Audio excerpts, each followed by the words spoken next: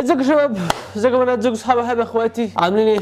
وان شاء الله باذن الله مقارنه اليوم ان شاء الله زي ما شفتوا العنوان هنقارن بين المطارات بين جزائر، المغرب، مصر، تونس. وشكرا جدا جدا كل فيديو، الصراحه اشكركم جدا جدا على التفاعل الحلو ده، يعني يا رب التفاعل ده يدوم وان شاء الله في تزايد وتصاعد. وشكرا لكم جدا جدا لكل واحد. وبس كده، يلا نبدا. والاول هنبدا مع مطار المناره في مراكش في المغرب. يلا نبدا.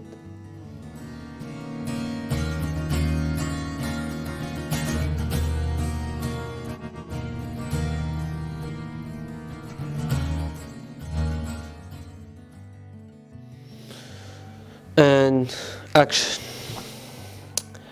مطار المنارة، بسم الله وما شاء الله ما شاء الله. الدنيا الصراحة، بص المطار، بصوا من جوه فظيع. على فكرة تقريبا ده المطار كام، شفت كذا مطار في المغرب صراحة. المغرب من حيث محطات القطار والمطارات، الحتت دي قوية أوي الصراحة. يعني من أقوى الأماكن في أفريقيا من حيث المطارات. يعني مثلا من أحسن المطارات في أفريقيا ممكن تلاقيها في المغرب، من أحسن المحطات في القطار في أفريقيا تلاقيها في المغرب. الصراحة متطورين جدا وما شاء الله. مطار فظيع فظيع فظيع. ونقول إيه، معلومات سريعة كده. مطار المنار ده يعتبر هو أكبر تاني مطار في المغرب بعد مطار محمد الخامس بعدد المسافرين سنويا، 9 مليون مسافر سنويا. وانا جايبه ليه؟ ان هو يعتبر احدث من اللي هو اكتر مطار متطور في المغرب الصراحه عن محمد الخامس. صراحه تحفه تحفه جدا الصراحه، وعالي وازاز شكله حلو. وغير كده يعني حي الصراحه تصوير صراحه فظيع الصراحه، خدمه جدا. بصوا بقى من بره عامل ازاي، وحتى في نقوش الذهبيه دي شكلها تحفه الصراحه. متصمم، بص متصمم باحدث التصاميم العالميه بالشكل وبالجوده وبالاهتمام وبالرعايه وبالمواعيد. وفي حتى بص المولات والمحلات التجاريه اللي جواه دي موجوده في كل المطارات على فكره في العالم يعني. بس هو المطار تحس ان هو ما شاء الله متكامل كده ما شاء الله. دي ماركات والسلالم كله ازاز. وشكله الصراحه يا جماعه تحفه، شكله تحفه تحفه الصراحه. شكله من جوه حوار كمان. ده في فرقه كمان، لا ده كده بقى ظبط خالص. فرقه كده واحد بالعود او بالجيتار يقعد يغني لك كده تحفه الصراحه. بص عالي العلو ده مديله شكل فظيع الصراحه. زي ما انا قلت لكم يعتبر هو تاني اكبر مطار بعد محمد الخامس. محمد الخامس يعتبر المطار الرابع في افريقيا من حيث الكبر او من حيث عدد المسافرين في افريقيا. المناره ب9 مليون سنويا، صراحه يستاهل في مراكش. بس عشان محمد الخامس في الدار البيضاء يعتبر العاصمه الاداريه في المغرب، فعشان كده تلاقي المطار شغال اكتر من مطار مراكش. الطياره شغال عليها على فكره الخطوط المغربيه وخطوط المغربيه السريعه كذا خط، يعني غير الخطوط الاجنبيه بقى، خط اللي هو مصر للطيران وخط الدوحه وخط الامارات وخطوط اوروبيه، فاهمني؟ بس شكله من بره لا حاجه رايقه يا جدعان والله. وكميزانيته شفت له المعلومه، ميزانيته تكلف تقريبا مليار و800 مليون درهم مغربي. يعني ميزانيه كبيره الصراحه. مش عارف ده بقى بناه ولا تطوره. وضحوا لي يا جماعه تحت الكومنتات، اخوات المغرب وضحوا لي تحت الكومنتات، هل دي فلوس بناه اساسا ولا تطوره؟ يعني هو كان مبني بس اتطور واتحدث، لان في كذا مطار سواء في المغرب او في الجزائر اتحدثوا. بص بالليل، بس هو الصراحه الصبح كان احلى، مع ان بالليل المفروض يبقى فيه انوار، بس الصبح الصراحه كان منظره خلاب وجذاب عن كده. بس هو في الحالتين جامد برضه يعني.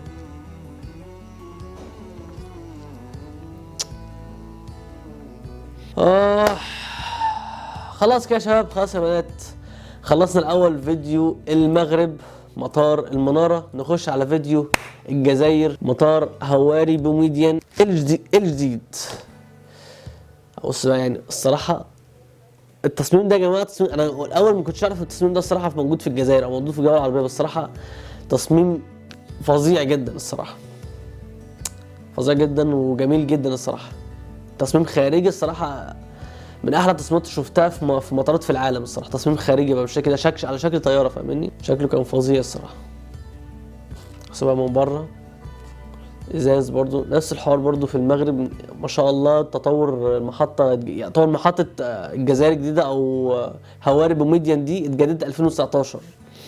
دي بعد التجديد الصراحه شكلها فظيع برضو ما شاء الله. ندي لكل واحد حقه يا جماعه. المطار الصراحه يعني المطارين لحد دلوقتي سواء المناره او هواري بوميديا الصراحه الاثنين فظاع.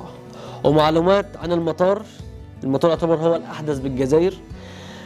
الركاب عليه سنويا، عدد المسافرين او الركاب سنويا بمقدار 9.5 مليون نسمة او شخص سنويا، ازيد من مطار المنارة بنص مليون. عدد كبير طبعا. يعتبر ده موجود في الجزائر العاصمة، مدينة الجزائر العاصمة ذات نفسها.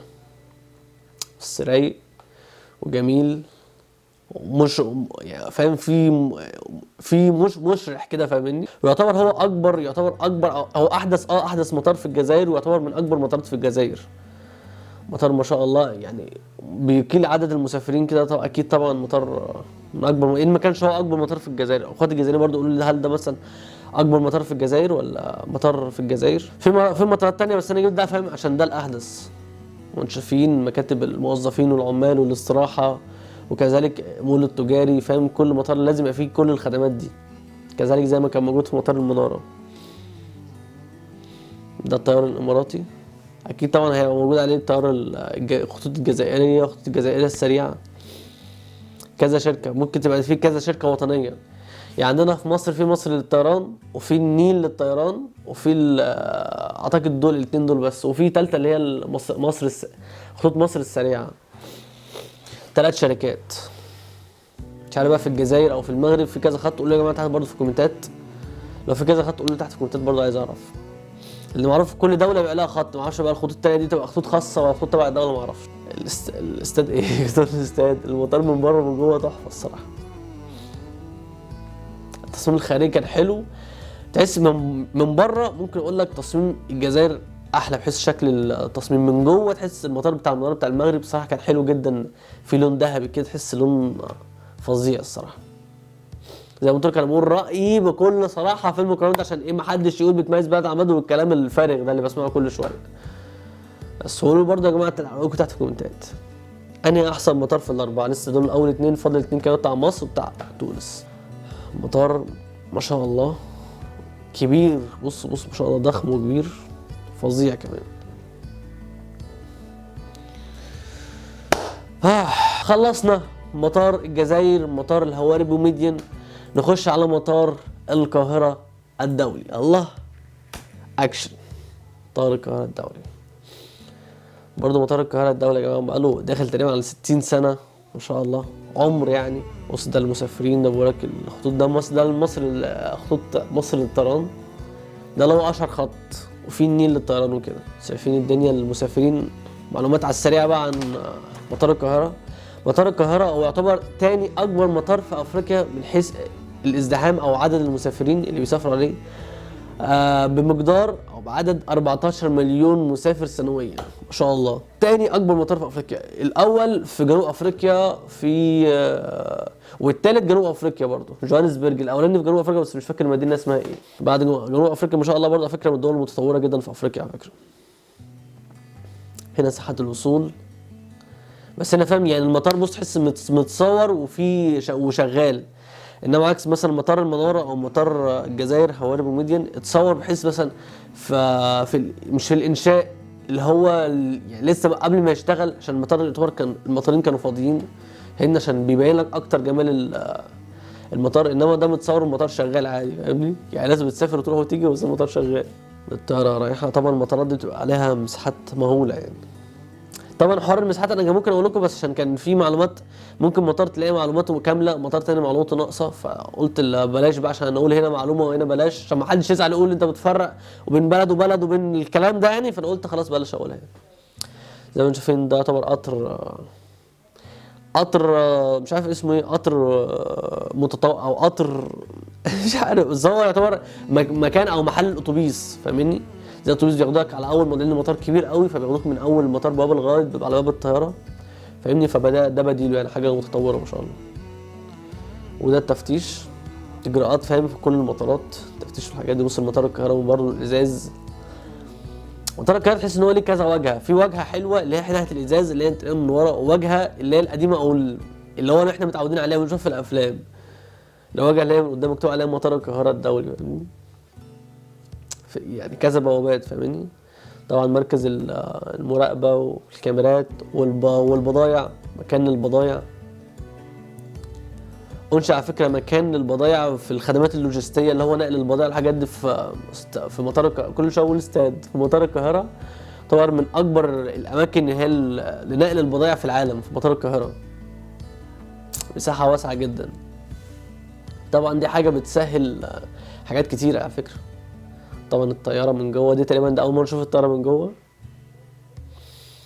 بس المطار زي ما انتم بص بقى فظيع عالي جدا وبتاع، حاجة طلع ده. دخلت مرة واحدة كنت بجيب ستي كانت بالحج، كنت بجيبها. الناس رايحة والناس جاية.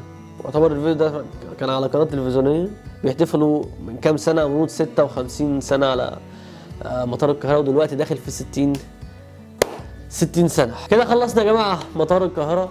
نخش على آخر مطار، هو مطار قرطاج أو مطار في تونس. هو في فيديوهين، يعني فيديو أوريكم حاجة بس كده بسيطة، نقفل بس الصوت كده.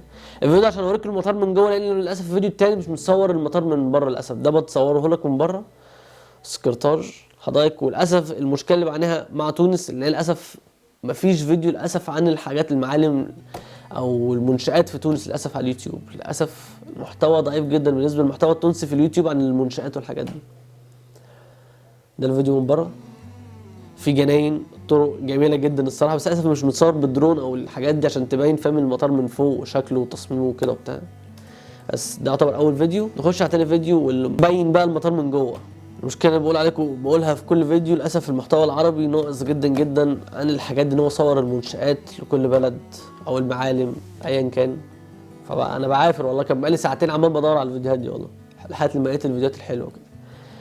زي ما انتم شايفين مطار تونس برضو شغال زي كان مطار القاهرة او مطار قرطاج، يعني برضو جميل جدا زي اللي فاتوا. برضو عن مطار قرطاج، هو يعتبر اكبر مطار في تونس بعد المسافرين 6.5 مسافر سنويا. يعني اقل واحد مطار قرطاج، بعد كده مطار المنارة 9 مليون، مطار الجزائر 9.5 مليون، مطار القاهرة 16 مليون او 14 قصدي اسف 14 مليون سنويا. عشان مطار القاهرة هو تاني أكبر مطار في أفريقيا حيث عدد المسافرين. لما تشوفين السلالم مش عارف بقى، هو تقريبا بتاع ده متصورين في مواعيد مختلفة. طبعا دي المحلات بس باين إن مطار قرطاج فاهم يعني هو مثلا محتاج تطوير شوية، بس هو صراحة مطار حلو جدا وجميل جدا، بس محتاج تطوير شوية فاهمني عشان يبقى أعرق من كده. بس هو ما شاء الله جميل على فكره. بس انا ساب لكم رايكم في الكومنتات، شوف قولوا لي انتوا يا جماعه انهي اكتر مطار عجبكم، وانا انهي اكتر مطار شايفين ان هو كويس او حديث بالنسبه لكم، اكتبوا لي تحت في الكومنتات. الناس طالعه برضو التصوير للاسف مش زي الفيديوهات اللي فاتت زي ما قلت لكم، لان في تونس بالذات تفتقر للمحتوى بحيث المعالم في تونس او الاماكن او المنشآت للاسف التصوير فيها قليل او ضعيف جدا للاسف. زي ما قلت لكم ده اللي يعتبر المول اللي موجود في كل المطارات. محلات بقى، حد عايز يشتري حاجه قبل ما يسافر، يشتري حاجات عامه، حد نازل ترانزيت في البلد دي فاهم، فمحتاج يشتري مثلا تذكره او حاجه معينه قبل ما يسافر تاني على طول فاهمني. المطار فاضي، ده اللي يعتبر الجسر اللي دي بقى يروح ساعات الانتظار، موجود كل حاجه. كل بقى ساعات الانتظار اهو الازازه اهو، الناحيه بقى ومن بره بقى كده فاهم الطيارات والدنيا الحلوه.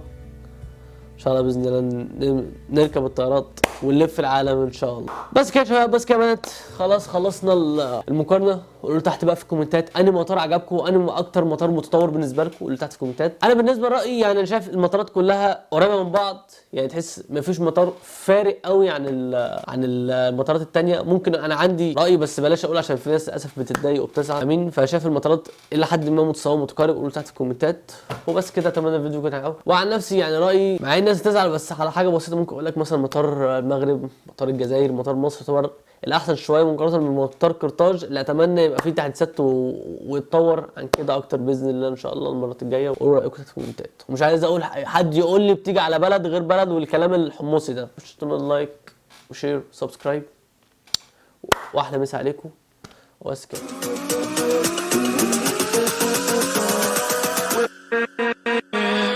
with